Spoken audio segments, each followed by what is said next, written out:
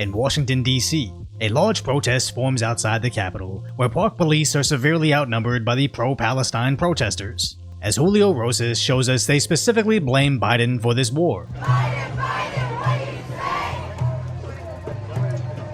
How many kids have you killed today? The protesters even repurposed statues of who I originally thought were the founding fathers, but were actually statues of French military leaders, as this group later pushed out the park police.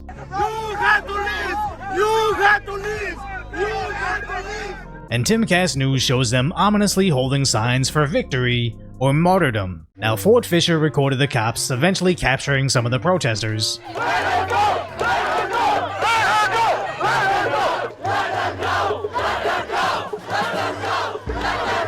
but eventually was maced himself during the commotion. And again, I strongly believe in your right to peacefully have your voice be heard, and protesting at the actual Capitol is probably better than protesting at your liberal arts college, Silicon Valley tech firm, or even worse, the freeways. But what I don't understand is why some stormings of the Capitol are treated so differently than others, as these protesters were carrying signs comparing a certain military force to Nazis, proudly allying themselves with actual terror groups. October 7th was a brilliant raid into Israel to resist and overthrow the oppression. Amongst other very confusing signs that just plaster every other anti-American slogan, just assuming they're compatible. And somehow even Spider-Man is getting in on the movement. We are all Palestinians! From the river to the sea! From the river to the sea! As they chant, "Let's go Brandon,"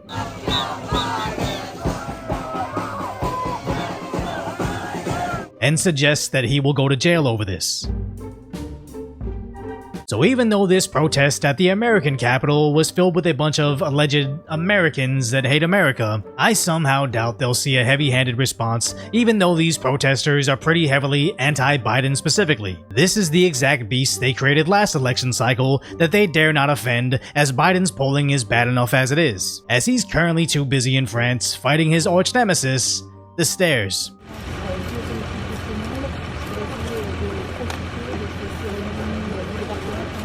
And it's truly sad that the president has to pander to this so-called voting bloc that genuinely despises the country, because they know the useful idiots that parrot whatever social media tells them to is basically their ideal voter. They just have to wait out the current thing, and they know that. As apparently this is what Biden's campaigns look like. Joe Biden! Yeah, yeah! Joe Biden! Biden's back! All right!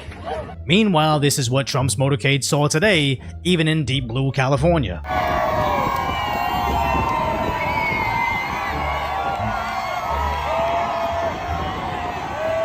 So if you appreciate my concise commentary on what's really going on in the world, hopefully I've earned your subscription, then go check out the video on why Biden looks like an entirely different person in videos posted on the same day.